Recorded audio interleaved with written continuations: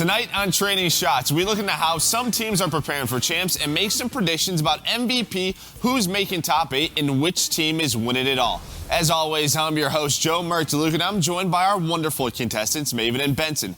Welcome, gentlemen. It's time for First Blood. Doug Sensor Martin revealed on YouTube last week that his team Complexity would be boot camping alongside Optic, Luminosity, and Envy ahead of champs. Teams that, well, could be argued have had some middling performances throughout the World War II season. Is the extra practice going to be enough to focus these all-star squads for the championship in Columbus? Ben, you've won 2 in a row, so you're up first. What do you think? I think it depends with the teams that you actually have there. I think for a boot camp to be very successful, you need a team that isn't very good, essentially learning from a team that is very good. Now, you just listed off the teams, of course, attending that boot camp. Is there a team which is really playing the game massively correct? I mean, Optic Gaming is probably the #1 team there. But it's weird because you have the likes of LG who desperately need to learn what the hell is wrong. So it's great practice for them. But then if you look at the flip side of your Optic Gaming, well, you're helping LG improve in that sense, which is also a little strange in itself. Complexity, they need to practice as well. You talk about this specific boot camp. Is it really going to do much for any of the other teams? Maybe you can argue LG. For me, I'm very, very surprised to see them there. I think this is huge for LG. Without question, this benefits them the most. This is a team with the capability to win champs. Are they a favorite of mine, or do I think they will? No, but they have the capability. They make simple mistakes all the time. Joe's talked about the fundamentals aren't there. But for Optic, like, how does this help Optic? Optic's going to improve these teams in hardpoint. Optic struggle to search and destroy. That is the hardest mode to fix, and they aren't going to scrim it that much. I don't think this helps Optic that much. LG, though, I think this is what LG needs to get over the hump, to really learn how to play the game correctly. I think LG can make a run as a result of this. I just, I don't feel good about this for Optic. All right, we'll have to wait to see how this affects these 4 teams. I'm going to give you both 1 point. It's just our introduction into the show, but, I mean, it's obviously a topic worth discussing. We'll have to watch those 4 teams and how they will perform at champs. Call of Duty's greatest talents will be put to test at the Nationwide Arena later this week. And while there are favorites to win the championship, the jury's still out on MVP. Fellas, who's in the running for the World War II champs' most valuable player? Clint, who do you think? If I had to go skill-wise, if I think about the best players that have been performing all year, Gunless and Kenny are the 2 that stick out the most to me. Like, they have been performing all year. They've been in conversation for best AR, best flex, best SMG, best whatever the hell you want to pick. But I've got a bit of an oddball here. Now, granted, they would need to win the tournament. Formal had the single best run at a championship bracket in the history of Call of Duty. How did we just know that was going to be the name that came out of your mouth? How did we just know? His run at the bracket last year in champs was the most impressive thing of all time. His KD was insane. He was insane. It was the best single tournament run I think we've ever seen from a stats perspective. Think about this year, what he's gone through, all the people doubting him, went from one of the best players in the game to not in the conversation. The team change happened. LG has struggled. If LG come out and make a run, Formal will be in that conversation. And I think that's actually wild. Like, think about his year. What a great story that would be if somehow Formal is the MVP of this tournament. I think he has a chance to be. I think we will see a Formal we haven't seen all year. I'm excited to see it. All right, a bit of a bold prediction there. Didn't see that one coming. Ben, what do you think? I completely disagree with you there, Clint, simply for the reason I don't see LG doing much. And I think if there was going to be... But if they do... If there was going to be an MVP from LG, it'd be Cap. Just because I know what Cap's like come Call of Duty World Championship. And I truly believe that he would be the player that would He costed his team at Champs last year. He went double negative basically every game, and Cerise and Envy didn't win the tournament. You could argue that. No, you could. He tweeted afterwards that it was on him. Either way, I think if he gets there again, he'd be your MVP from the team. Good point, though. However, my MVP list looks very similar to yours, but not because of how the Euros looks as a whole, more so because of recent performances. And it's ironic because the first 2 names are almost exactly the same. Well, they are exactly the same. You have to have Gunless there. You have to have Kenny there. Yeah. These 2 players, the last event, the last data we actually have, were phenomenal. Then it comes to maybe a third pick, which is a little different and maybe a little out there. I feel like it's not as out there as your pick of Formal, but ironically, it is a player who I think has so much potential to really lead the way for not only his team, but essentially an entire region watching at home. Have to go for Rated. He's had a great year, a phenomenal year as a whole. I think he's playing some fantastic Call of Duty, maybe some of the best he's ever played in his career. And I think if Red can kind of keep their head in the right place, they can get the good results early and get a little bit of momentum, you're going to see some big, big numbers. Because this is a guy who He's dropped 1.5s in hard points pretty frequently, right? We've seen him drop serious amount of kills. I think when it comes to MVP discussion, Rated as a name you just have to throw into the hat. All right, so Ben, you going with your boys from back home with Red Reserve, Clint? Yeah, Luminosity should have figured that one. I got to give this point to Ben. It's plain and simple. I think you guys sort of named off some potential nominees in Gunless and Kenny, but that third one was really this swing one. I think Rated and Red Reserve, I think they can make a run. LG, I just have my doubts. And yes, the roster, we know they can go on a run. They could potentially be top 4 on Sunday. But it's so difficult for me to see that. And okay, if hold I on. do see it... Was Formal's run at Champs last year one of the best performances of all time, if not the best? Sure. Would you be shocked? Would you be shocked if somehow you went on a tear again? Yes. Yes. I'd be mind blown. I wouldn't be.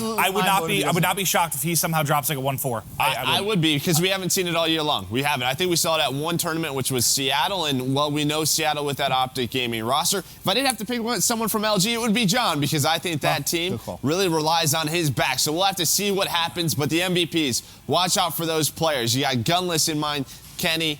Now we have Formal and Rated. We'll see what happens at Champs.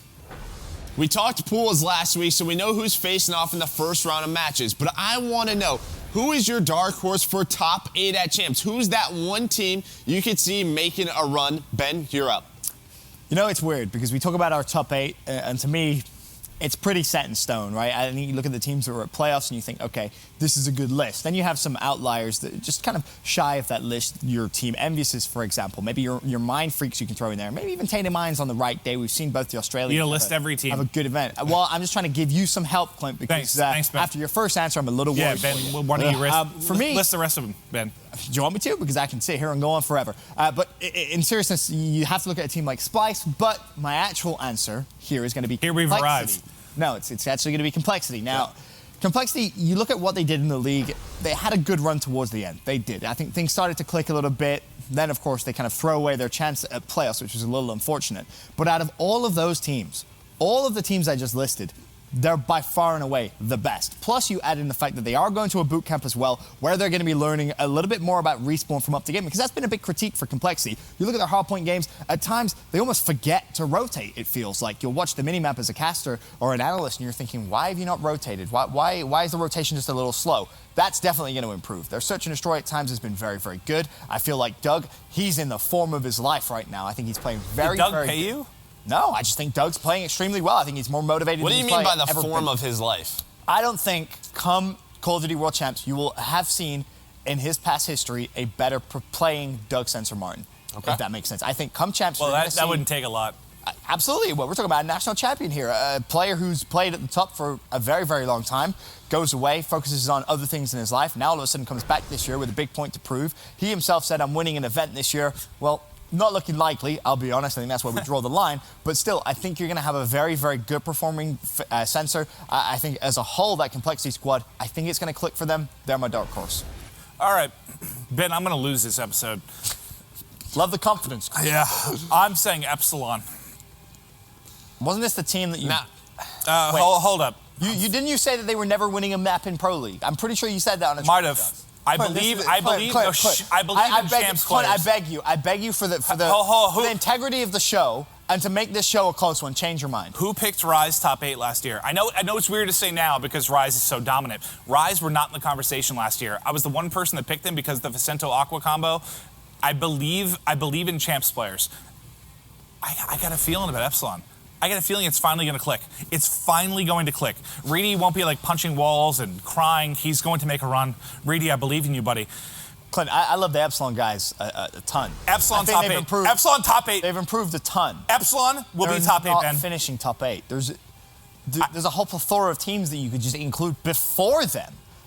Like, it's just not going to happen. If Epsilon it's dark horse, dude. I'm going out on a limb.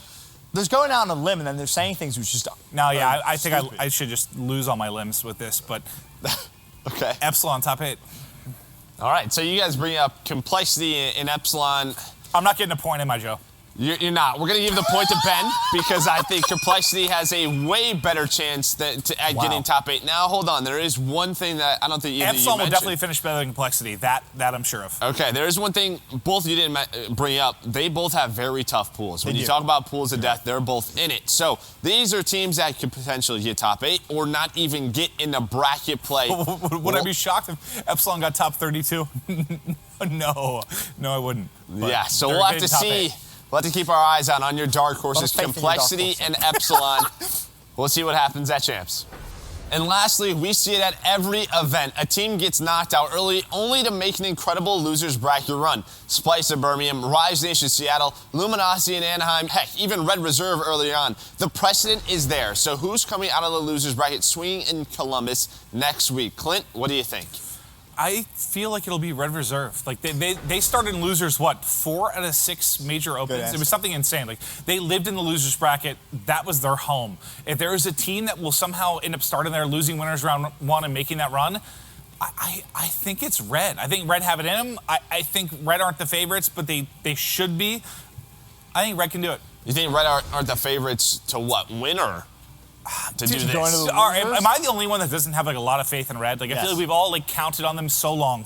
They're gonna win. They're gonna win. They're gonna win. They're gonna win. They haven't. Like they haven't got over that hump. Yes, it's been Rise Nation that has knocked them out time and time again. But I feel like people are like counting out Red a little bit. Like I know they can do it, but if they do it, I really think it's gonna be through the losers bracket. I think they make a crazy run. I have a lot of faith in Red. They've been one of the more consistent teams throughout the year. Ben, what's your take? I don't think Red go into the losers bracket early enough to make a miraculous run. I mean, when I talk about miraculous runs, I think back to Envious COD Champs. That, to me, is one of the crazier losers bracket runs for an event of that stature. I think it has to happen early. You look at the teams who spent a lot of times in the losers bracket. FaZe is the team who just come to mind. They've only won one winners bracket game all year, and that was at Stage 2 playoffs. When That's a good answer. I'm not getting a point again. I think you look at them and you think, okay, well, here's a team that has spent a lot of time in the losers bracket. Have they improved? Well, there's been a role change recently. Is that going to help them? We'll see, because I think it was you yourself, Joe, that kind of said, well, if you're losing hard points anyway, you make a role change, what does it matter? It should help them. It essentially doesn't. It should theoretically help them. I still feel like it is a team that may get a little unlucky. It just kind of sums up their year in terms of who they have to place in winners round 1. They're probably going to fall early. Then I think they make a run. Now, how deep is the run going to be? Is this a team I think can win the whole thing?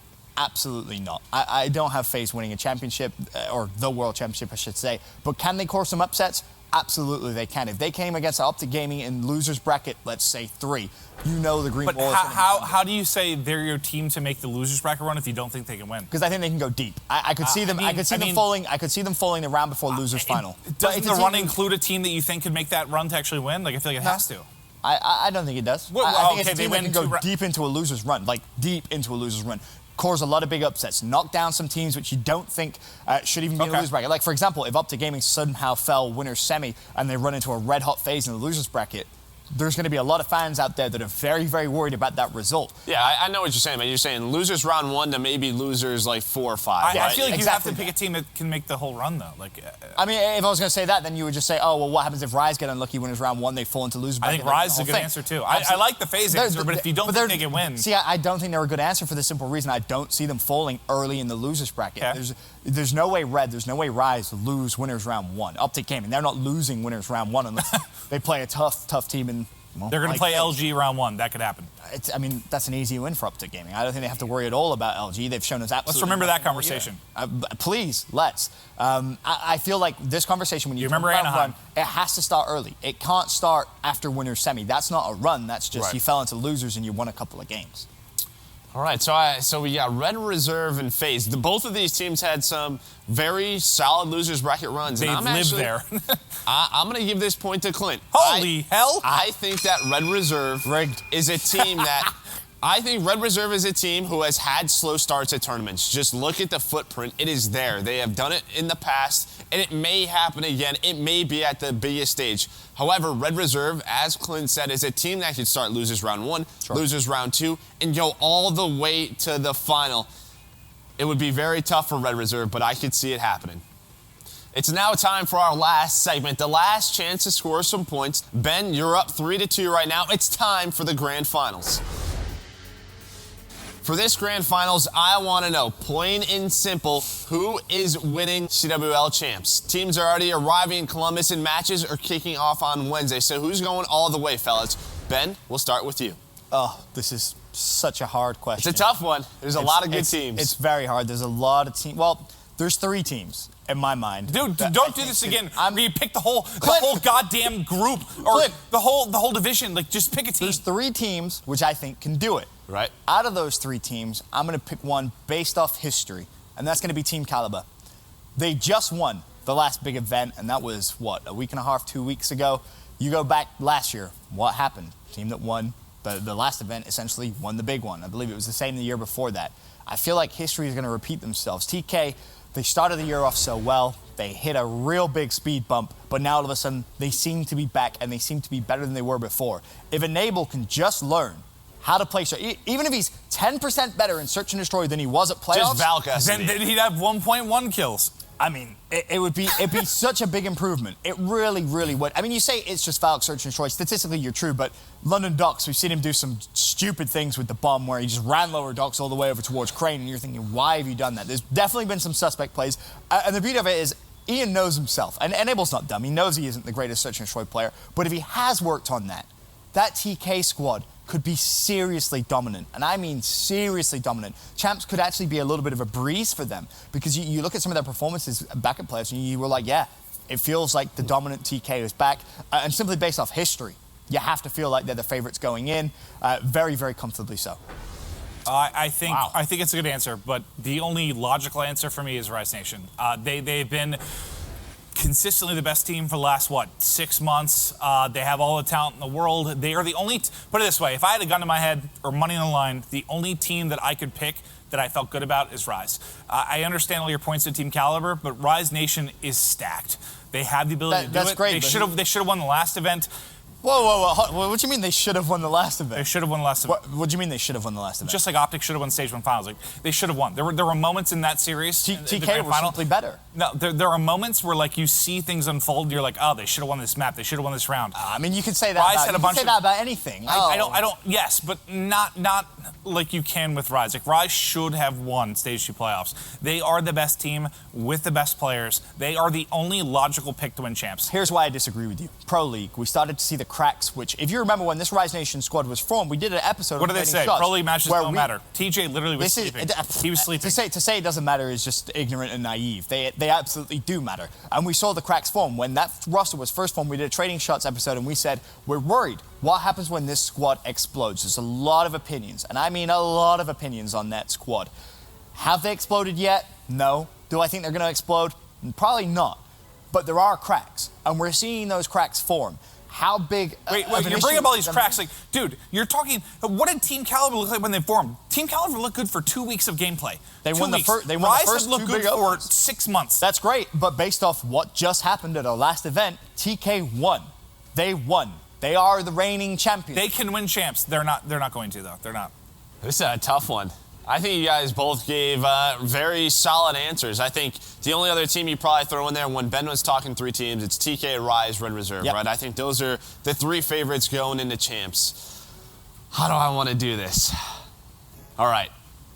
I'm going to have to give these points to Clint. I'm going to give 2 points to Clint. Oh, my God, Ben, you lose so often. That's absolutely insanity. And here's why. Oh, my God, I think Rise Ben. Nation has been the best team overall these past 3 months. Was TK good? Call of Duty is an on-the-day game. Everything before that means diddly squad. Right, and I kind of think that argument goes against you because I think TK was the better team on that day, where in the past 100%. they weren't that much better. Rise Nation has been the most consistent team these past 3 to 4 months. Do I think they should have won Stage 2 playoffs? No, I think TK simply outplayed them. Are they both still probably the 2 favorites to win it? Yes, but when you look at Rise Nation, you have so much talent on this roster. I just think that they're going to bring it. I think it was the best thing for them to lose Stage 2 playoffs headed into champs. All right, fellas, strap on your A40 Astro Gaming headsets. And since Maven, you won, you need to put on that special edition Trading Shots A40 TR headset. With that, it's time for the Smack Talk Winner Circle presented by Astro Gaming. Maven, let's hear it. We only have 1 episode left. There's been like 25 of these. This is 27. This is 27? Yep. I was told that I have now won 14. Ben has won 9. First of all, that isn't true. Everything pre-Joe DeLuca as a host doesn't count. Joe what? Rich didn't understand anything we were saying as a host, so nothing else matters, Clint. None of that matters. Hey, Ben, what's the score with Joe? You're winning by 1 now. Yeah, so the best you can do is tie me. All right, well, you heard it there from Maven. He's excited about beating Benson, and not for chance, but shots were traded, and CWL was debated. We'll see you next week.